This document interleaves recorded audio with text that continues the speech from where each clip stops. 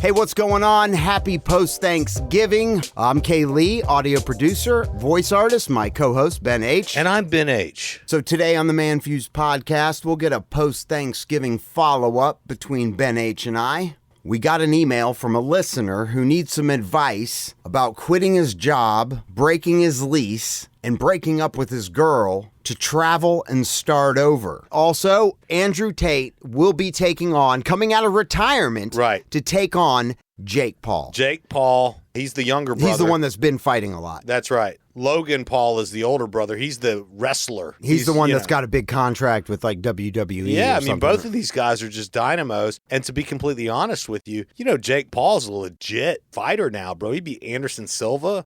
Well, Anderson Silva is like 90 years his senior. Still beat Woodley. Yeah. I'm just saying. He's like retired. Everyone's retired. Kinda, yeah. They're more like exhibition fights. Hey, come on, old man. But still. Get out of your wheelchair. Me versus either one of those guys, destroyed. Well, of course, but you're not a professional fighter. No, and neither was Jake Paul 2-3 years ago. But okay, we're going to get into this, which I'm not knocking Jake Paul's skills. The Paul brothers have definitely changed my mind about them. They are legit, but we'll get into that. And Ben H has an interesting take on the divorce between Tom Brady and Gisele Bündchen. Was it because he came out of retirement to play another year? Or could it be the $650 million he lost them in an investment gone bad?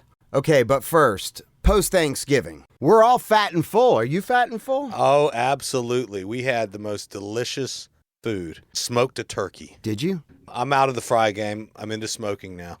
Okay. I did fry turkeys for years, but I have a green egg. And ever since I got the XL green egg, which is big enough to smoke a turkey, I smoked one and I fried one.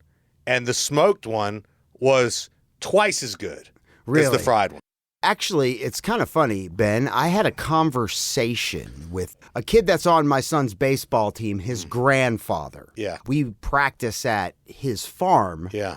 And I love the grandfather. His kids are cool, father of the kid on the baseball team. But in conversation, the subject of grilling got brought up. Grilling. And I mentioned the green egg and how my wife wanted one. He said, man, they're a cult.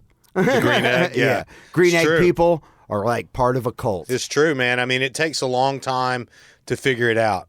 But once you figure it out, it's like the stuff you can cook is just unbelievable.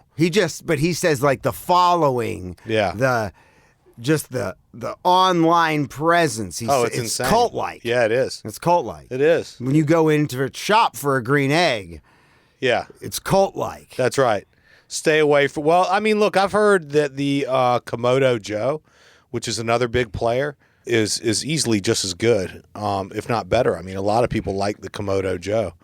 I've just always had the green egg. I got my first one probably 12 years ago. Right. And I still have it, and it still works great. Then you got the XL. Then I got the XL, which opened my eyes to a whole different level of green eggery. Really? Yeah, dude. Of cult-like. Dude, I cook on the green egg probably more. If you looked at a year of my cooking, probably I cook on the green egg most often. Yeah, because the XL allows you to a wider range because of the size, right? I can do entire meals. Yeah, or I could do like a 20-pound turkey or something. Yeah.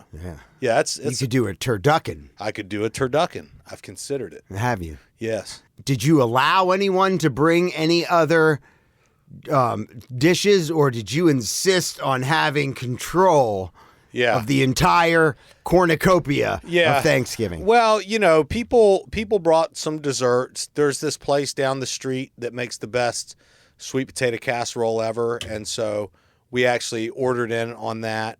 I don't really mind. I don't mind if people bring other stuff, but I'm probably going to be the one doing the turkey, so that's all that matters. I come from a long line of turkey roasters. A lineage. A lineage. Goes back. Way back. Ancestors. It does. When they were in the old country. That's right. Which country was that? Probably England. Okay. Yeah. German Heidenreich. They see white. They say, "Oh no, you're black from the neck down." I like to say I'm black from the neck up. That's right. I say the waist down. I mean the waist down. No, they like to say you're black from the waist down. I say I'm black from the waist up. Right. I am white as hell. I don't even know what that means. Yeah, I'm confused. We are drinking. We are post-Thanksgiving. I was out of town. I was in Florida. I was actually visiting with our friend, Mike Wallace, yes. Mr. Baby Rocket Man. Yeah, that's right. The guy that left 50 grand on the table. No big deal. You've heard us speak about him. He's with Elon now. It doesn't matter. Yeah, right. Yeah. He is working for Elon at SpaceX. We still don't have our shirts that he went out of his way. To offer to us. Right. Pick your shirt. Yep. Do you have yours? Negative. I'm not wearing mine. I don't even know if I gave him my address. I think he said he was just going to send them both to you. Maybe he's looking to save the shipping costs. So he didn't have them at his house when you went down. No, he didn't. I forgot to ask. Did you? Yeah. How convenient. How convenient. You know what I'm upset by? Why is creamed spinach not more popular? I love creamed spinach. Dude, really good creamed spinach. It's delicious. Is so good. Did you just have creamed spinach somewhere? No, I'm upset that nobody wants creamed spinach. I would eat creamed spinach if it was done right, yeah. Dude, I was at Oak, the steakhouse down the street from us. How was that? I saw pictures. It's very good. Is that the first time you've been there? No, but it's very good. But they have no creamed spinach, which to me is a big part of the steakhouse experience. Do they have cream corn? I don't even know. Damn bastards. I haven't been there, but I heard it's overpriced for the steak that you get. Yeah, I mean, look, it's, a lot of it's the experience. I mean, the best steak for the money is Costco Prime. But I'm talking about when you go out to a restaurant. It's all about the same, man. I mean, it's 50, 60, $70 for a steak, not to include the sides. Little Alley Steakhouse? Not the one in Roswell. I've been to the one I didn't know they had Buckhead. Multiple locations. Place is good. Real good. Yeah. Real good. It's real expensive, too. But do they have creamed spinach? I'll bet they do. They've got bone butter, marrow butter. Oh, yeah. I love a marrow butter on a piece of garlic bread. I remember one time the legend Mike Wallace. Is he a marrow man? Oh, he is a marrow man. He wants to suck the marrow out. He wants to suck the marrow out of that bone. Yeah, he wants to get to the good stuff. It's good stuff. The money shot. That is the money shot. The marrow is. Okay, Ben. This email kind of hit home for me. Yeah. So pick another favorite character. He does want to stay anonymous. Jordan Belfort. What? The Wolf. The Wolf. The Wolf of Wall Street. Okay, we don't have to do last names. Oh, okay. Just give me a first name. It could be based on any character. Hulk. How about Dick? All right, I'll play with that. Okay. You're gonna play with the Dick? Let's play with Dick. Let's play with Dick. So Dick writes. So Dick said, "Hey, what's up, Man Fuse Podcast? Please keep me anonymous. I need some advice. I'm 33 years old. I'm a male, and I'm pretty fed up with my living situation, my job, my complicated relationship with a female of 4 years. Yeah. Winter is coming. He said he hasn't gone traveling for 6 to 7 years now. He is from the northern country in Europe. Okay? He moved there to study to become a nurse." I'm sorry. I'm not laughing. I've been drinking. I'm not laughing. You're not laughing at the fact that he's a male nurse? This isn't Meet the Parents. What would you do if you went to the baby nursery and there was a dude there? I wouldn't care. You wouldn't? No, would you? Like, yeah, bro. Why? I don't want to leave my kid at the baby nursery. What if he's a nurturing guy? Sensitive, nurturing, strong hands. It's a bias. I mean, I'm not saying he doesn't do a good job. It's just there's bias there. So you're racist. No, it's just a bias. It's a prejudice. You wouldn't see a man nurturing your baby. Or putting a cathode in myself. Yeah. Right. In the hospital. Right. I mean, what if he was the best? Rubbing Vaseline on my wounds. wounds. Oh, my God. Putting a warm rag on my brow. Telling me in a soft voice it's going to be all right. Oh, my God. We should not drink anymore. we record. Take a sip. Oh, it's lovely. I love whiskey. Yum, yum, yum. It is good. So back to Dick. Yeah, back to Dick. Male nurse. We're sorry. So during the whole time, he's been in this complicated relationship, and it doesn't really feel entirely right. Many hardships, ambivalence, all this time, he's doubted his choice to even take this path to where he is right now. Do I burn the bridge? Cancel my lease? Do I break up with my girl? Do I quit this career path? And do I go traveling? And start over, essentially. And this kind of spoke to me because there was a point in my life where I wasn't in the same circumstances. I guess you could say maybe I had a complicated relationship with that white girl. Yeah. Cocaine. Yeah. Yeah. Yeah, it was complicated. But I was in a space where my house, which I owned, was dark, dude. It was almost haunted by my own self, by my own poor decisions. Right.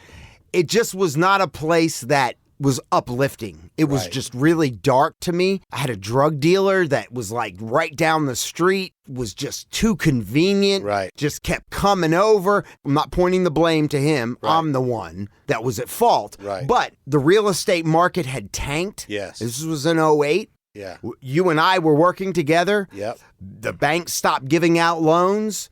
I had to make a drastic decision. Well, I didn't have to make it, but I chose to make it. Right. The real estate game is not an easy one. And when you and I were doing real estate, we weren't really looking for residential property. No. We weren't looking to sell to the end user. No. We were looking to sell to the people Right. that sold to the end user. The developers, the builders. Correct. I had sold residential real estate in the past, but I'd kind of given that up, and my focus was on selling to the builders and developers. Well, the banks in 2008, after the housing bubble burst and we Right. went into that recession, all of our big deals that we were working on were no more. That's right. And up until that point, every time I'd closed on something, I was basically catching up. So the money, if I got $20K or $25K, I was paying back bills. Right. And, you know, my mortgage, I'll be honest, was behind. Right. I did own the tattoo shop at the time, so that was okay, but I was spending my money on things I shouldn't have been spending my money on. Yes. My bank for my house or my townhouse, they were trying to take my house. Yeah. And I remembered at the time, my grandfather, who was the comic book artist in the 50s, Yes. it was the only money I ever got from him. Even after he died, all the money went to my aunt and my mom in a trust. Right. Around that time, you can gift 10 grand a year to your family members, tax free. Right. And I remember him breaking down 10 grand to my brother, 10 grand to me. I had the money in my bank after he gave me that 10 grand to definitely get myself way out of foreclosure. Right. But at the same time, I didn't want to be there. Yeah. And I remember getting the 10 grand, and I remember the bank calling me, and, hey, listen, you know, this is going to go to the courthouse steps. Can you make X amount in payment? They didn't want to take it. And I remember going, yeah, I'll make a payment. And then, after I thought about it, fuck this.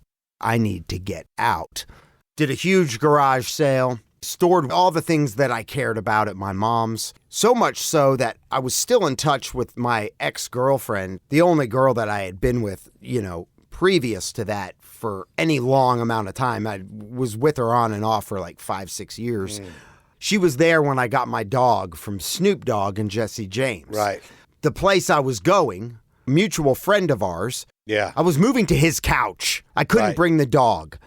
So my dog, my pride possession, the love of my life, I give him to my ex for the time being because I know our relationship's good enough. She's not going to try to steal the dog. Right. But she loves the dog too. Yeah. I have 2 duffel bags, a laptop. I let my house get foreclosed. Really didn't even know what I was doing. I was parking cars for linear parking, like valet. It was just a train wreck. And I went and stayed and slept in this 1-bedroom condo. With Garge. In the middle of... the gayest place ever. Yeah. The capital. We love gay people. Yeah, we do. The gayest place in Midtown. The metropolis. Where, as brought up in previous episodes, you and Case were identified as a couple.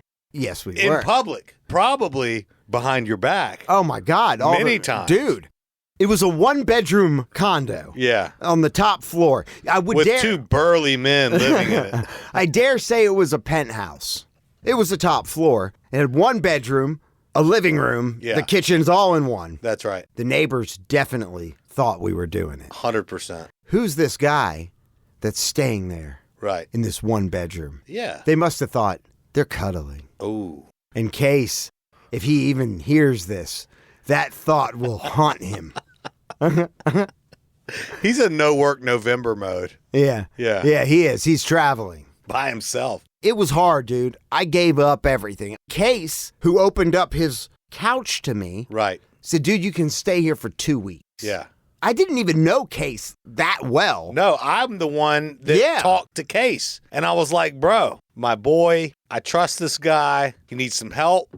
Are you open to it? And you guys had met before. We had met before. We had hung out once. You had hung out. It wasn't to the extent like, I'm going to let this guy move in with me, I didn't think. But thank you for putting in the word. I stayed there for like 2.5, 3 months. Yeah. And then finally he was like, bro, I think it's time. And I get it. And I was working at parking cars, actually behind his building even. And then I got fired from there. Screw those people. Those people suck. Because I wore jeans instead of slacks. Yeah. It's like, fuck your dress code, bitch. You chose that path because you, like Dick, were fed up with what you had created. You just said, I like dick. No, I said you like Dick. And you just said I was in Gay Central living with Case. You and Dick have a lot in common. I mean, no, we're talking about Dick's story here, right? And you're expressing how you understand where he is right now. Because you too have been in a place like that. Yeah, and it's a hard thing because you grow dependent on what you know. Yes. There is a comfort in knowing where you're going to live. Yeah. Who you're dating, as complicated as it might be. Right. What you're going for or what you're working, what your work job is. Right. And to say, F this, right. Burn it all. Yes. I'm going to go to the unknown. Yeah. Because essentially that's what you're doing. Mm-hmm. But in my opinion, that's where opportunity lives. That's where the magic happens, man. And especially if you're only 33 years old. It's different. Is Dick 33? Dick's 33. 33 years old. Well, granted, he's not in his 20s. I would say you got your whole life ahead of you. Yeah. Don't mess it up. It doesn't really matter about age. It's the opportunity. If you're a capable person that's hungry, you can make a home wherever. Oh, yeah, dude. Absolutely. I mean, I've seen people jump into the real estate business in their mid-50s 5 years ago, and they're crushing it now. You know, and they're 60 years old. But guess what? They're crushing it like they never did from 55 prior. 5 years in the game, and they're destroying it now. I say, if I was you, if you're not happy with the complicated relationship you have with the female, you're not happy with your chosen profession at the moment, right? You obviously have the skill set and the ability to practice delayed gratification because you're going to school to become a nurse. I mean, that takes a dedication. Yeah. Man. Years to be a certified nurse, I believe. Yeah. If you've ever been in the hospital for something serious, doctor is there, of course, he every shows once up, in a while. Nurses are the ones that care for you. They're the ones that you lean upon when you can't stand on your own 2 feet. The nurses make your life a living hell, or they make it as good as it can be. A great nurse is a beautiful thing. Even if it's a male. Even. Just don't be in the delivery ward. Ben doesn't want to see you nursing his children. No. He's got his shirt off with the baby tucked against the fake boob. Skin to skin. No, I mean, as far as Dick is concerned, I mean, look, I've had situations like this before in my life, and honestly, I'm the kind of person that goes through this kind of thing constantly. I am always scanning the horizon. I have a wild animal within me that seeks adventure. And I'm very happy with my family. I'm very happy with my wife. I'm very happy with my son. I'm very happy with our home and everything. And yet I yearn to just go. Just wanted to just go, go, go. But if you didn't have the wife, the family, yeah, the child, right, you were dating somebody, it was complicated, you would burn your boat. Done it before. Absolutely. You know, really around the same time that you did. I lived in a beautiful condo. You remember that place up at the top, Buckhead Greasy? Looked like a pencil. Oh, it was crazy. You know, I was living the life and doing the whole thing, man. And at the end of the day, I decided to short sell the place. Right. Was the market stuff. hard at that time? Oh, it was brutal. It was the same time when you did your thing. You know, I have a story of the Buckhead Grand. Yeah? And this is around the same time period. Oh. And I think you'll remember. We were going to use the gym at the Buckhead Grand. Yeah. I was in a bad cycle at the time. Uh-huh. You and I were on the elevator, and I was relaying a story about some bender I had been on. Right. You know, I'd been up for like 2 days. Yeah. And I wanted to kill myself. Yeah. And as I said, I want to kill myself. Yeah. The door to the elevator goes, bing! Literally, as I said, kill myself, there's a group of Asians that are right there. Heard every word. Or at least that I wanted to kill myself. And then we had to ride up like 30 floors. With them. And I'm just looking at you like, oh my God.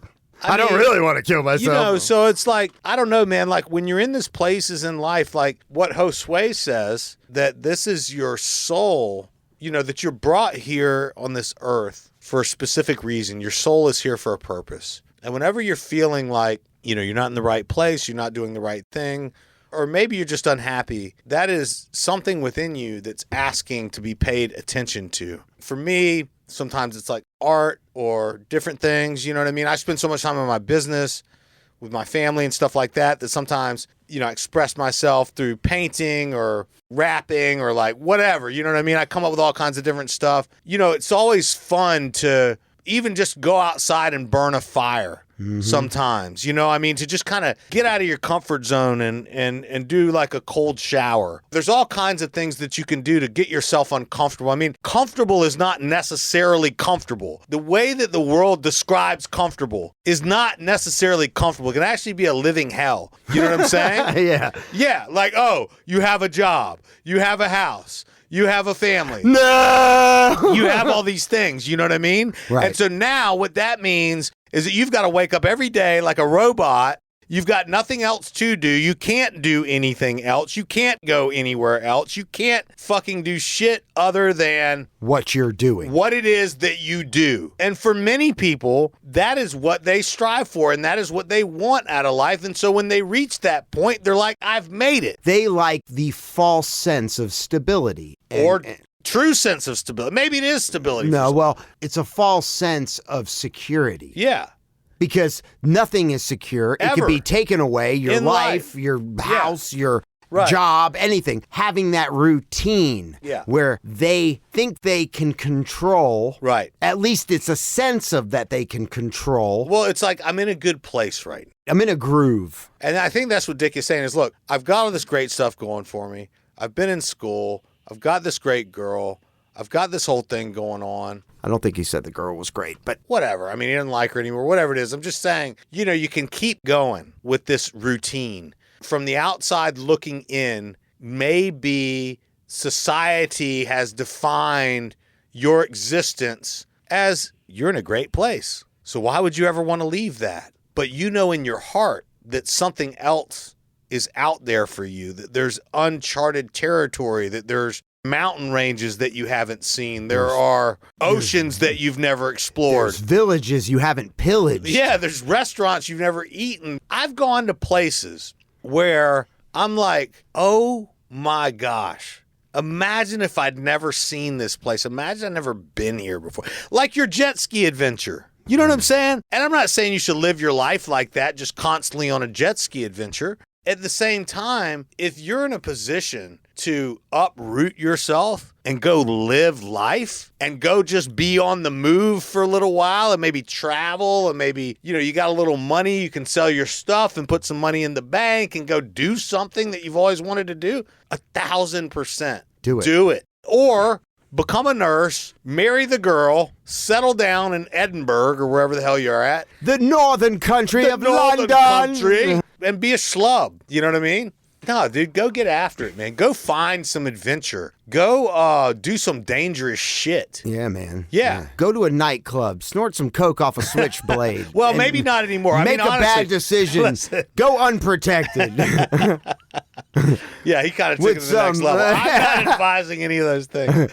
But I am advising, if that's what you're into, do it. But I'm just saying, I'm that guy who's always going to say, just fucking do it. And I agree. When I left Case's couch, it was perfect timing because one of my real estate mentors luckily had put together some insane deals. Deals that put $600K in his pocket. And one of the deals he put together in 30 days. For a deal that big is unheard of. Right. Normally there's zoning, there's this, there's that, but he found a buyer and he pulled the trigger on a spot that was in an amazing part of town. Yeah. And it was coin. It was 15 million, something like that. Anyway, he had sold the land to this builder who was building this high rise. Right. And it was built. And in his contract, in the deal, he got in there that he wanted first right of refusal on the biggest penthouse in the building and 2 other units. And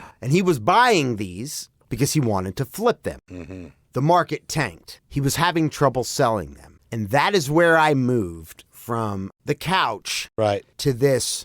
Probably be $4 million now, I'm guessing. But at the time, it was about a $2 million penthouse. Which we brought him an offer for, by the way. You did. 2,195, I think, was the offer, and he turned it down. Yeah. Anyway. He wanted 2,400. Well, I told him to turn it down because I didn't want y'all messing with my place to live, okay? Well, we brought him the money. So I lived in this penthouse that was 3 stories. It was awesome. The party we threw there? Yes. Dude. Floor to ceiling windows. Oh, this place 2 was stories. crazy. The bathroom was insane. It was just windows. Had a 2,000 square foot deck. Right. Private at the very top. It was crazy. And I lived there for a year and a half. Right. For like $600 a month. I was a landscaper, bro. Yeah, you were. Mowing down. Mowing and towing. Not only that, but the day I moved in there was the day that I got my foot in the door at the radio station, which I work at today. It was the day that I started my voiceover career. How I met my wife at an event. I would say, burn your boat. Yeah. You'll swim. Yeah. Move on. Yeah. Leave it all behind. If things are complicated, your hesitating point is potentially leaving her for good. Do it. And I hate the old cliche, if it's meant to be, it's meant to be. But if it's meant to be, it's meant to be. If she wants you and she waits around and can't find anyone better, you go and you do your thing and you think nothing of her, you'll get back together. Things happen. Let the bird fly away. If it's meant to be, it'll come back to stay. There's a lot of meaning in doing that. And I know it's a hard thing to do because walking into the unknown, your security is, where am I going to sleep tomorrow? Where am I going to do this? You know, it's all unknown. It is, but it feels safer to be in the cycle of what you think is known. You're going to wake up tomorrow, you're going to go to the job, or you're going to go to the school. I say do it. Ben H says do it. Do it. Do your thing, Dick. Dick, go find a nice warm hole. For sure.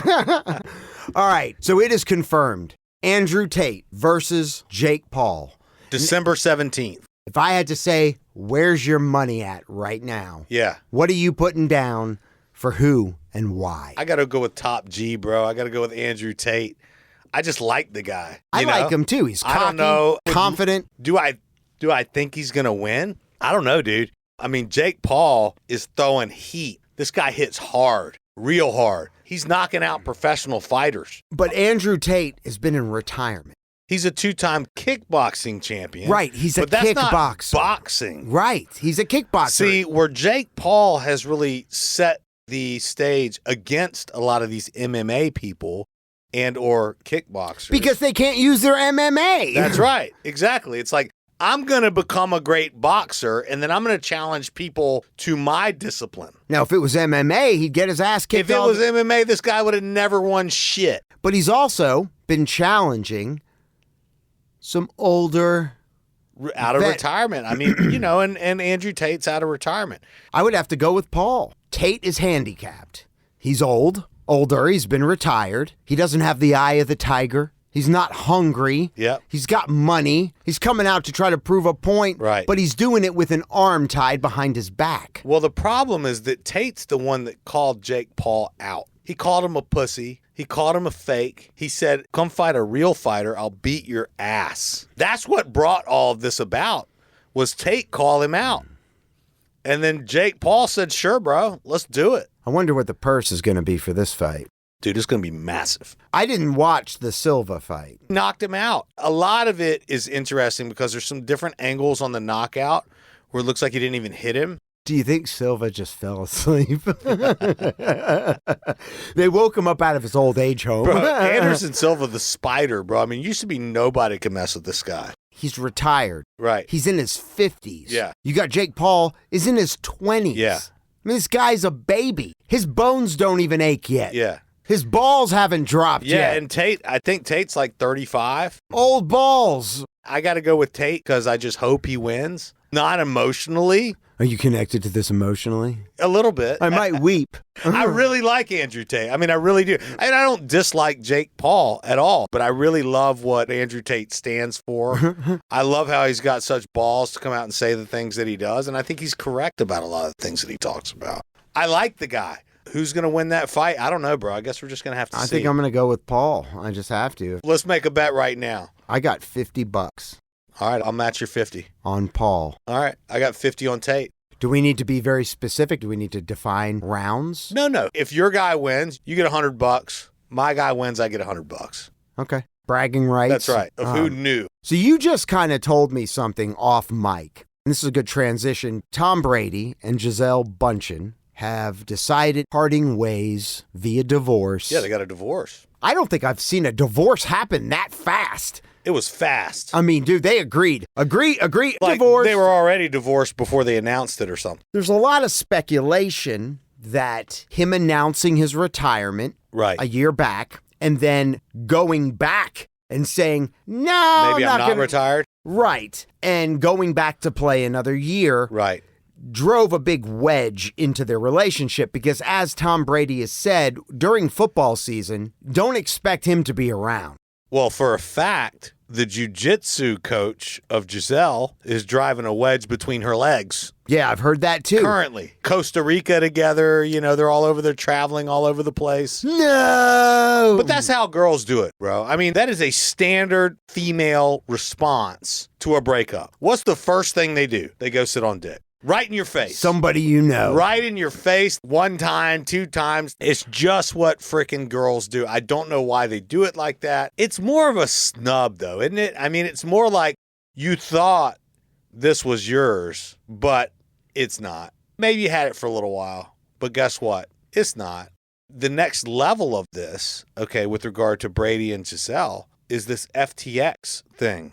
FTX was a cryptocurrency exchange. But it actually wasn't an exchange, as we find out. It was a fund. And you were putting your money in this fund, and nobody knew what they were doing. The crypto space is unregulated. Tom Brady was big in it. And this thing just went belly up. They go from 32 billion to 0. Yeah, there's about 1 to 2 billion of missing funds. And they don't know where the money is. It was invested where? Nobody knows. Apparently, Tom Brady and Gisele Bündchen had $650 million invested. So money can be a huge reason for divorce. It doesn't matter if you're poor or if you're rich. That's right. Money is one of the key factors in breaking up a relationship. And that's not even between a guy and a girl. That's talking about between family members, business partners. The fight over money, accumulation of it, the loss of it, breaks up friendships, lovers. A lot of it has got to be based on trust, distrust, openness. I think openness about finances is a difficult thing for a lot of people. This thing between Gisele and him, Tom Brady has been playing like shit this year. I'll bet he's regretting coming back out of retirement. Which when he announced Did he have to? If he lost $500 million, he might. When he announced his retirement, I knew it wasn't for real. We'll never know the exact reason why. It could have been a combination of all the above. Sure. The crypto fallout, the loss of all that money. He probably spearheaded that. I got this dude who started the FTX exchange. We're going to be rich. Just give me some of your money. We're going to pool it. All these other names are investing their money. Steph Curry, Kevin O'Leary, Mr. Wonderful. Yeah. Got his ass taken to the cleaners. Yep. Sure enough. I wonder if he's dismissed from Shark Tank now. You are below Shark Tank standards. Took you out of the game. You are no longer a shark. You are actually a minnow. It's tough, man. But with crypto, the biggest thing is that it's unregulated. And you have to own the key to your funds for them to actually be yours. So if you just have crypto... If you think you own crypto, you don't. Not unless you have the key in a soft wallet. If you want to know what that is, you got to look it up. The point is, if you think you own some Bitcoin, where is your Bitcoin held? Because you don't own it if you don't have the key to it. See what I'm saying? Right. There's a whole way you have to set up a soft wallet and you get the key and now you own the actual code. But that doesn't mean that you purchase. That doesn't mean it won't lose value, though. It could be worth a penny. But it's yours. Nice worth $100 million, but it's yours. Right. So what people do is they invest in a crypto like it's a stock.